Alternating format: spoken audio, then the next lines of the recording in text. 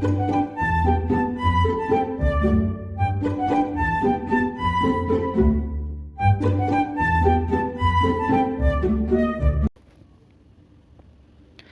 This is யாரோ meme. So இந்த video எதுக்காக அப்படின்னா, நவம்பர் ஃபர்ஸ்ட் வீக்குக்கான பேங்கிங் அவேர்னஸ் தான். ஸோ நார்மலாக பார்த்தீங்கன்னா மெயின்ஸில் வந்து கரண்ட் அஃபேர்ஸ் இது, அப்புறம் பேங்கிங் கரண்ட் அஃபேர்ஸ், அதுக்கப்புறம் ஸ்டாட்டிக், அப்புறம் banking static.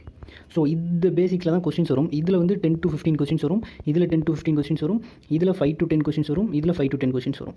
So current affairs படிக்கும் போதே ஸ்டாட்டிக் படிச்சிங்க அப்படின்னா, அதாவது ஏதோ ஒரு ஸ்டேட்டை பற்றி படிக்கும்போது சிஎம், கவர்னர், அங்கே இருக்க வைல்ட் லைஃப் சாங்சுரிஸ், இந்த மாதிரி ஏதாவது படிச்சிட்டிங்க அப்படின்னா இந்த ஸ்டாட்டிக் கவர் ஆயிரும். அதே மாதிரி பேங்கிங் கரண்ட் அஃபேர்ஸ், அதாவது இப்போ எல்பிபியும் இது மெர்ஜ் ஆகும்போது அதோட ஹெட் குவார்ட்டர்ஸ் எங்கே, அதோட சிஓ யார் அப்படின்னு படிச்சிட்டிங்கன்னா இந்த பேங்கிங் ஸ்டாட்டிக் கவர் ஆயிரும்.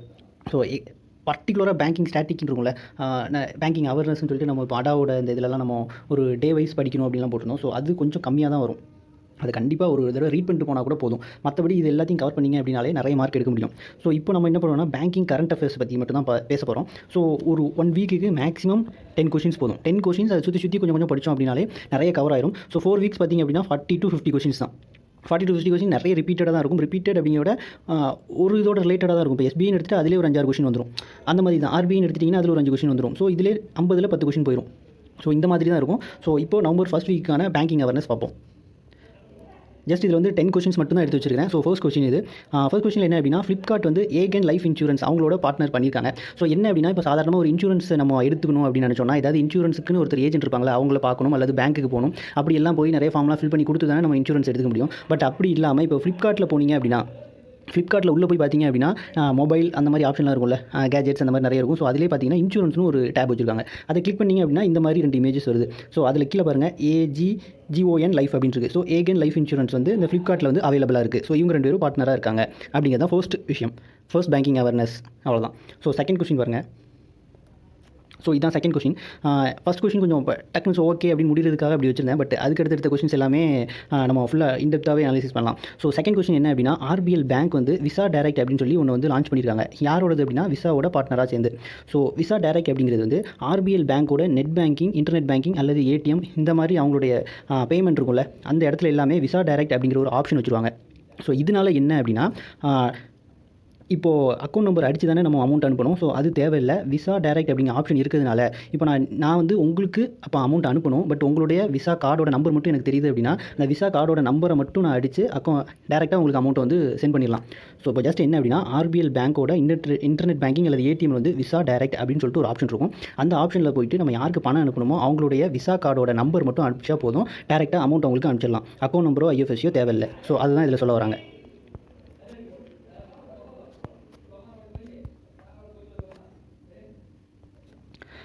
தென் இன்னொன்று என்ன அப்படின்னா, RBL பேங்க் இருக்குது. ஸோ இப்போ வந்து கரண்ட் அஃபேர்ஸ் பார்த்துட்டோம். இதில் ஸ்டாட்டிக் என்ன வருது அப்படின்னு சொல்லி பார்ப்போம். RBL பேங்கோட ஹெட் குவார்ட்டர்ஸ் எங்கே இருக்குது? RBL பேங்கோட ஹெட் குவார்ட்டர்ஸ் எங்கே இருக்குது? மும்பையில் இருக்குது.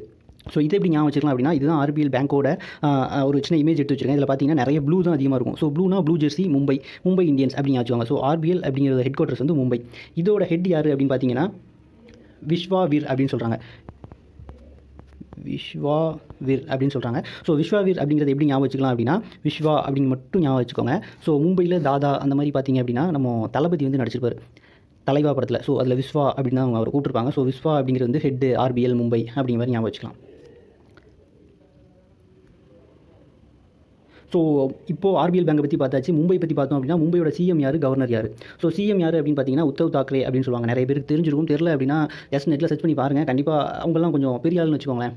மண்ணின் மைந்தர்கள் அந்த மாதிரிலாம் சொல்லுவாங்க. ஸோ அவங்க மராட்டியத்துக்காக அந்த இப்போ தமிழர்களே தமிழ்நாட்டை ஆளணும் அப்படின்லாம் சொல்கிறாங்க. ஸோ அந்த மாதிரியான இது அவங்க. ஸோ உத்தவ் தாக்கரே தான் சிஎம். கவர்னர் யார் பார்த்தீங்க அப்படின்னா BS KOSHYARI கோஷாரி அப்படின்னு சொல்லி வச்சுருப்பாங்க.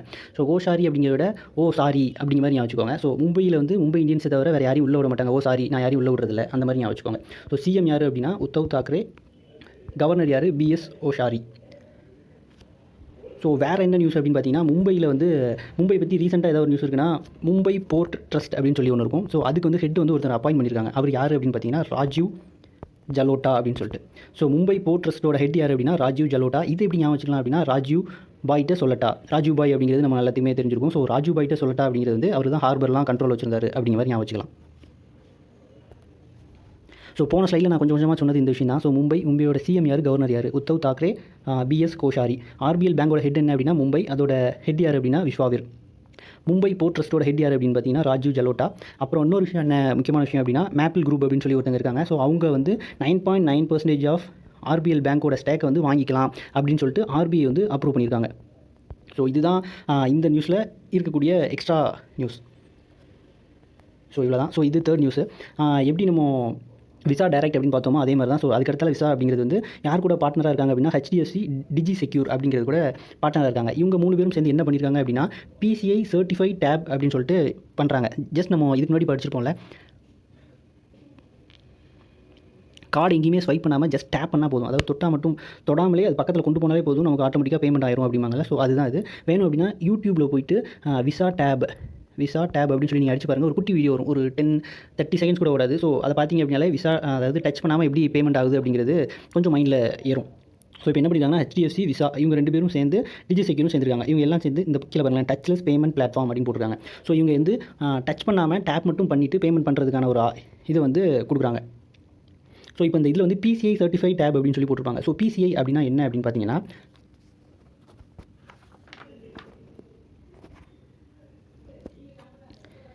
PCI சர்டிஃபைட் டேப் அப்படின்னு சொல்லியிருப்பாங்க. ஸோ PCI அப்படின்னா என்னென்னு பார்த்தீங்க அப்படின்னா பேமெண்ட் கார்டு இண்டஸ்ட்ரி அப்படின்னு சொல்லுவாங்க. பேமெண்ட் கார்டு இண்டஸ்ட்ரி அப்படின்னு சொல்லுவாங்க. ஸோ இவங்க தான் இருக்கக்கூடிய எல்லா கார்டோட செக்யூரிட்டி வந்து இப்படி இருக்கணும், இது பண்ணுங்க அப்படின்னு சொல்லி ஸ்டாண்டர்டாக ஒன்று இந்த செக்யூரிட்டிஸ் இருக்கணும் அப்படின்னு சொல்கிறது வந்து இவங்க தான். ஸோ அதுக்காக தான் இது. ஏன் இதில் பார்த்தீங்க அப்படின்னா டீட்டெயிலாக படிச்சிங்கன்னா அதிலே தெரிஞ்சுக்கும், கான்டாக்ட்லெஸ் பேமெண்ட்லையுமே ரொம்ப சேஃபஸ்ட்டு பேமெண்ட்டாக இது இருக்கும் அப்படின்னு சொல்லியிருப்பாங்க. ஸோ இதில் அப்புறம் என்ன அப்படின்னா HDFCன்னு வந்திருக்கா. ஸோ HDFCயோட ஹெட் குவார்ட்டர்ஸ் எங்க, அதோட ஹெட் யார்? ஸோ ஹெட் குவார்ட்டர்ஸ் எங்கே, அதோட ஹெட் யார் அப்படின்னு பார்ப்போம். ஸோ HDFCயோட ஹெட் குவார்ட்டர்ஸ் எங்கே அப்படின்னா மும்பை. ஸோ இப்போ அப்படியே படிச்சிருங்க, மும்பையோட சிஎம் யார், கவர்னர் யார்?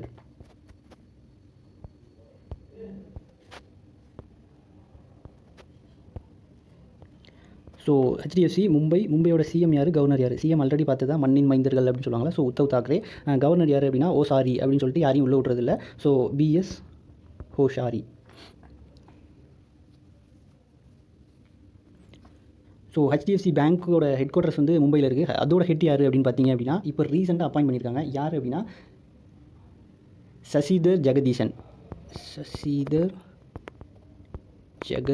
அப்படின்னு சொல்லிட்டு ஒருத்தர் தான் HDFCயோட ஹெட்டாக அப்பாயின்ட் பண்ணியிருக்காங்க. ஸோ இதுக்கு முன்னாடி full and full Aditya puri அப்படின்னு சொல்லி ஒருத்தர் தான் இருந்தார். ஸோ இப்போ தான் சசிதர் ஜெகதீசன் வந்து அப்பாயின்ட் பண்ணியிருக்காங்க.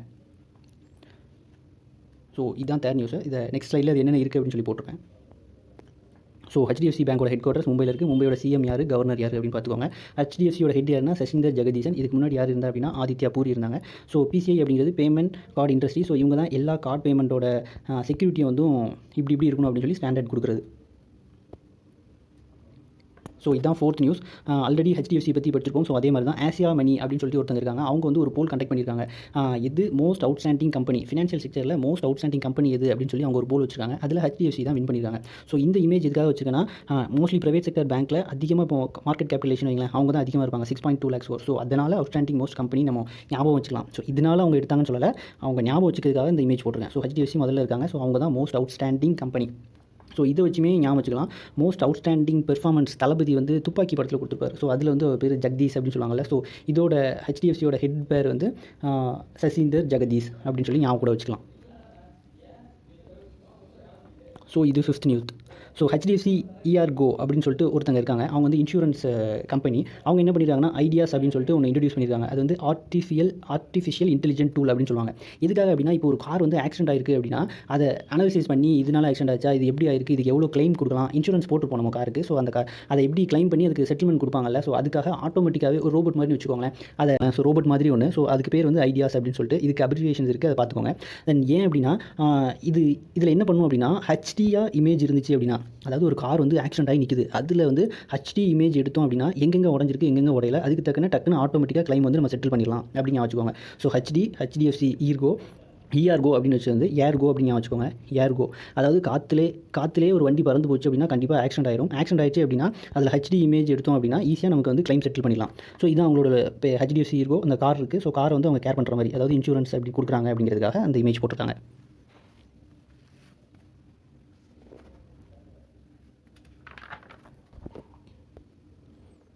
ஸோ இது 6th நியூஸு.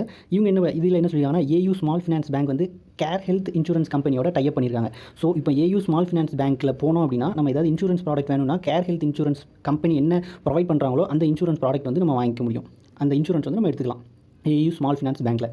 ஸோ இதை எப்படி ஞாபகம் வச்சுக்கலாம் அப்படின்னா, ஏயு அப்படிங்கிறது வந்து ஐசியூன்னு வச்சுக்கோங்க. ஐசியூனா இன்டென்சிவ் கேர் யூனிட். ஸோ கேர்ங்கிறது தான் கேர், இது ஏயு அந்த மாதிரி ஞாபகம் வச்சுக்கோங்க. AU small finance and care health insurance company. So ரொம்ப கேர் எடுத்து பண்ணுவாங்க. ஐசியூனா ஏயு கேர் அப்படிங்கிற மாதிரி ஞாபகம் வச்சுக்கோங்க. ஸோ இது மட்டும் போதுமா அப்படின்னா, இப்போ இது வந்து ஸ்மால் ஃபினான்ஸ் பேங்கை பற்றி பேச போகிறோம். So AU small finance bank அப்படிங்கிறது எங்கே இருக்குது, அதோட ஹெட் குவார்ட்டர்ஸ் எங்கே இருக்குது? ஏயு ஸ்மால் ஃபினான்ஸ் பேங்க் வந்து எங்கே இருக்குது அப்படின்னா ஜெய்ப்பூரில் இருக்குது. அதோட ஹெட் குவார்ட்டர்ஸ் வந்து ஜெய்ப்பூர். இதை எப்படி ஞாபகம் வச்சுக்கலாம் அப்படின்னா, அதோட எம்டி அண்ட் சிஇஓ பேர் வந்து சஞ்சய் அகர்வால். இங்கேயும் ஜெய் வருது, இங்கேயும் வருது, ஜெய் அந்த மாதிரி ஞாபகம் வச்சுக்கோங்க. ஸோ ஐசியூவில் இருந்தால் அப்படின்னா கண்டிப்பாக நம்ம ஜெயிச்சிருவோம். ஐசியூவில் இருந்தால் சங்கடப்படாமல் ஜெயிச்சிருவோம். Jaipur, Sanjay Agarwal.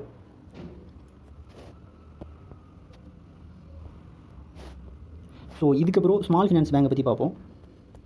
So small finance பேங்க்னா என்ன? ஸ்மால் ஃபினான்ஸ் பேங்க்குக்கு மினிமம் பெய்டப் கேபிட்டல் அப்படின்னு சொல்லுவாங்க. ஸோ இப்போ ஒரு அந்த ஸ்மால் ஃபினான்ஸ் பேங்க் ஸ்டார்ட் பண்ணணும் அப்படின்னா மினிமம் பெய்டப் கேபிட்டல் எவ்வளோ இருக்கணும் அப்படின்னா 200 crore கண்டிப்பாக இருக்கணும்.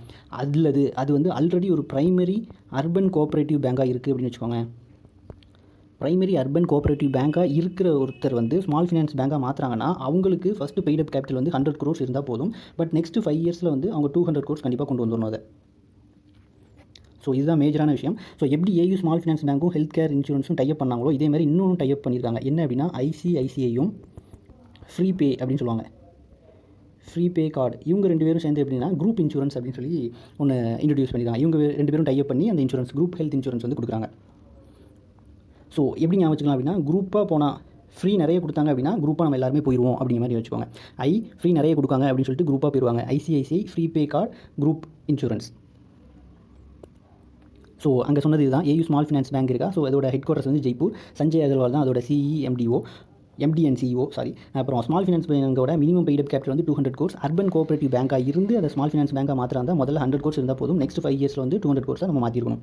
இதே மாதிரி இன்னொரு டைப் நடந்திருக்கு. என்ன அப்படின்னா ஐசிஐசிஐ ஃப்ரீ பே கார்டும் சேர்ந்து குரூப் இன்சூரன்ஸ் வந்து கொடுக்குறாங்க.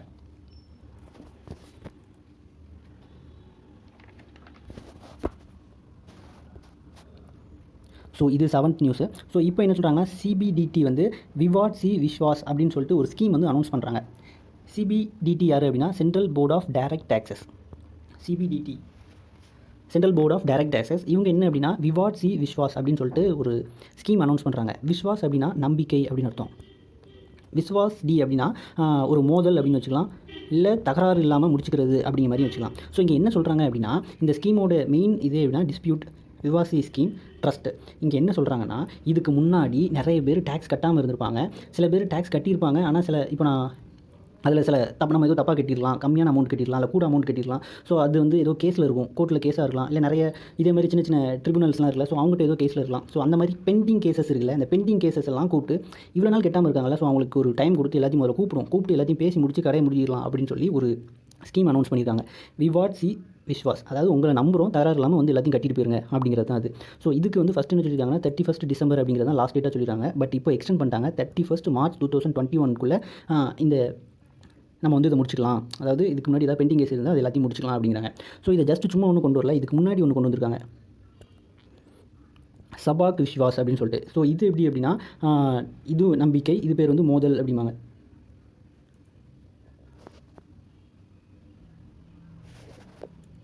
இது வந்து நம்பிக்கை, இது வந்து சபாஸ் விஸ்வாஸ் அப்படின்னா அனைவரையும் நம்புங்கள் அப்படின்னு அர்த்தம். ஸோ இது எதுக்காக அப்படின்னா இன்டைரக்ட் டேக்ஸஸ். இப்போ விவாட் சி விஸ்வாஸ் வந்து டைரக்ட் டேக்ஸஸில் பெண்டிங் கேசஸ்லாம் இருக்கும்ல. ஸோ அந்த பெண்டிங் கேசஸ்லாம் முடிக்கிறதுக்காக இந்த ஸ்கீம் அனௌன்ஸ் பண்ணியிருக்காங்க. இதுக்கு முன்னாடி ஒரு ஸ்கீம் அனௌன்ஸ் பண்ணாங்க, அது பேர்னா சப்கா விஸ்வாஸ். ஸோ இது வந்து இன்டைரக்ட் டேக்ஸஸ்க்காக. ஸோ அது வந்து நல்ல சக்ஸஸ்ஃபுல்லாக முடிஞ்ச காரணத்தினால தான் டைரக்ட் டேக்ஸஸ்லையும் நிறைய பெண்டிங் கேசஸ் இருக்குது. ஸோ இதை முடிச்சிடலாம் அப்படின்னு சொல்லிட்டு. ஸோ சபாத் விஸ்வாஸில் எவ்வளோனா 1,80,000 கேசஸ் கிட்ட பெண்டிங் கேசஸ் வந்து முடிச்சாங்க.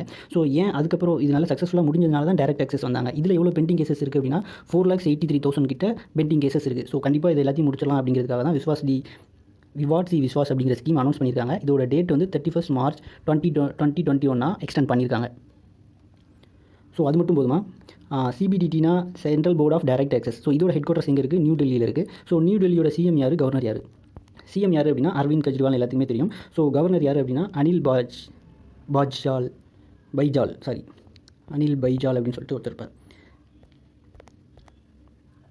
ஸோ அதான் சிபிடிடியோட ஹெட் குவார்ட்டர்ஸ் நியூ டெல்லியோட சிஎம் யார், கவர்னர் யார். ஸோ இது இப்போ நீங்கள் ஒரு தடவை டெல்லியை பற்றி சிஎம் கவர்னர் படிச்சிட்டிங்க அப்படின்னா இனிமேல் எங்கெங்கே டெல்லி வருதோ அங்கெல்லாம் திருப்பி சொல்லி பார்த்தீங்க அப்படின்னா சிஎம் கவர்னரை தனியாக ஒரு நாள் உட்காந்து படிக்கணும்னு அவசியமே இல்லை. ஸோ நிறைய விஷயங்கள் இப்படி தான். இப்போ டெல்லியில் எவ்வளோ ஏதாவது ஒரு நேஷனல் பார்க் இருக்குது, இதையும் கொஞ்சம் சொல்லி பார்த்தீங்கன்னு வச்சுக்கோங்களேன், எங்கெங்கே டெல்லி வருதோ, எங்கெங்கே கோவா வருதோ, எங்கெங்கே மும்பை வருதோ அதெல்லாம் திருப்பி சொல்லும்போது அந்த இது மறக்கவே மறக்காது. அண்ட் இந்த மாதிரி டெல்லியோட ஆட்களை பற்றி தான் கேட்பாங்க. அவங்களும் புதுசாக திடீர்னு ஒரு அருணாச்சல பிரதேசத்தை பற்றி கேட்க போகிறதில்ல. டெல்லியை பற்றி பேசிகிட்டு இருக்கும்போது டக்குன்னு அதையும் ஒரு கொஸ்டினாக கேட்பாங்க, அவ்வளோதான்.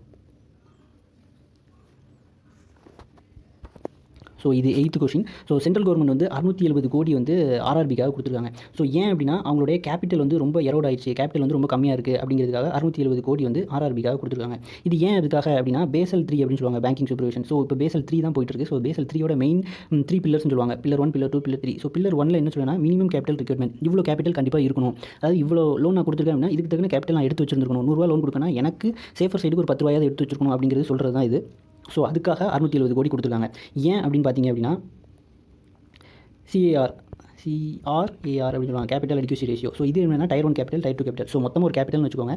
ரிஸ்க் வெயிட்டட் அசெட் அப்படின்னா இப்போ நான் ஒவ்வொருத்தருக்கும் ஒவ்வொரு லோன் கொடுப்பேன். ஹவுசிங் லோன் கொடுக்கணும், அது கண்டிப்பாக திருப்பி வந்துடும். அதே ஒரு ஹோட்டலுக்கு கொடுக்கணும் அப்படின்னா ஹோட்டல் லாஸ்ட்டில் போயிடுச்சுன்னா அவன் கொடுப்பானா மாட்டானா தெரியாது. ஸோ ஹோட்டலுக்கு கொடுக்கக்கூடிய லோனுக்கு வந்து ரிஸ்க் அதிகம், ஹவுசிங் லோனுக்கு கொடுக்கக்கூடிய ரிஸ்க் வந்து கொஞ்சம் கம்மி. ஸோ இதுக்கு என்னென்ன லோனுக்கு எந்தெந்த மாதிரி லோனுக்கு எவ்வளோ ரிஸ்க் அப்படின்னு சொல்லி ஒரு பர்சன்டேஜ் வந்து ஆர்பிஐ ஆல்ரெடி அனௌன்ஸ் பண்ணியிருக்காங்க. ஸோ அந்த பர்சன்டேஜ் எடுத்து டேரெக்டாக இங்கே போட்டு கால்குலேட் பண்ணணும். இது வந்து கண்டிப்பாக 9% இருக்கணும்.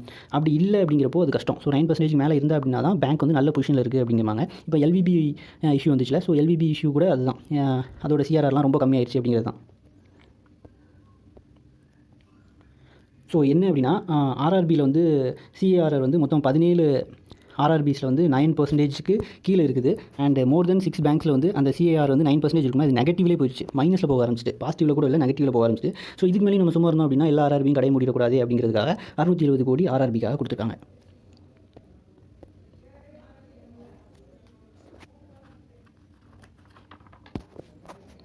ஸோ இது 9th நியூஸு. நபார்டு வந்து கோவாவுக்கு வந்து 8504.3 லேக்ஸ் வந்து இன்ஃப்ராஸ்ட்ரக்சர் வந்து இது பண்ணுறதுக்காக கொடுத்துருக்காங்க. அந்த ஃபண்டுக்கு பேர் என்ன அப்படின்னா RIDF, rural infrastructure development fund அப்படின்னு சொல்லுவாங்க, RIDF.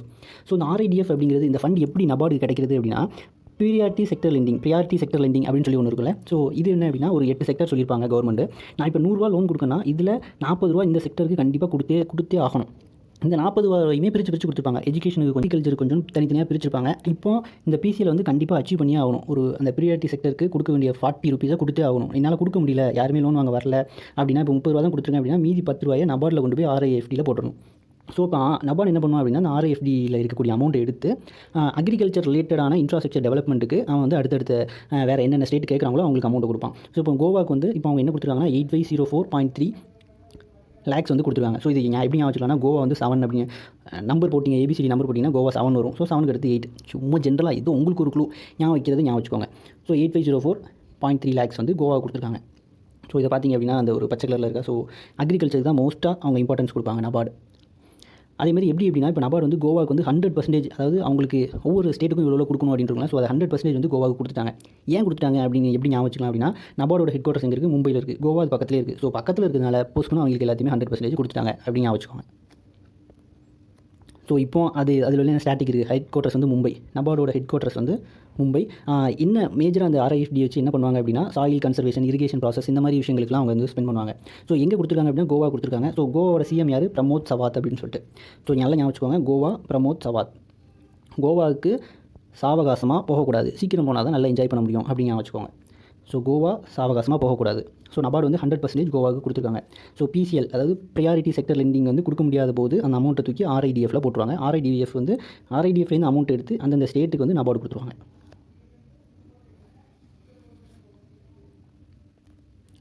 ஸோ இதான் last question, 10th question. So SBI card வந்து பேடிஎம் அண்ட் விசா இவங்களோட பார்ட்னர் பண்ணி கிரெடிட் கார்டு வந்து ஒன்று ப்ரொவைட் பண்ணியிருக்காங்க. எப்போதுமே அவன் தனியாக மட்டும் SBI கார்டு மட்டும் கொடுக்க முடியாது. ஸோ இப்போ பேடிஎம் வழியாகவும் SBI கார்டுக்கு வந்து பேமெண்ட் பண்ணிக்கலாம். ஸோ அந்த மாதிரி ஆப்ஷன் இவன் கொடுத்துருவான். இவன் 2 பேர் பார்ட்னர் ஆகிட்டாங்க. ஸோ இவன் மூலமாக பேமெண்ட் பண்ணிக்கலாம், அவன் மூலமாக பேமெண்ட் பண்ணிக்கலாம். So SBI card, Paytm, visa அந்த 3 பேரும் சேர்ந்து கிரெடிட் கார்டு வந்து அனௌன்ஸ் பண்ணியிருக்காங்க. அந்த கார்டுக்கு இப்படி தான் இருக்கும். ஏன்னா 3 பேருமே பேர் இருக்கிறதுனால 3 பேரோட பேருமே அதில் வரும். கார்டில் வந்து SBI கார்டு, விசா, பேடிஎம் அப்படின்னு சொல்லி பேர் வரும்.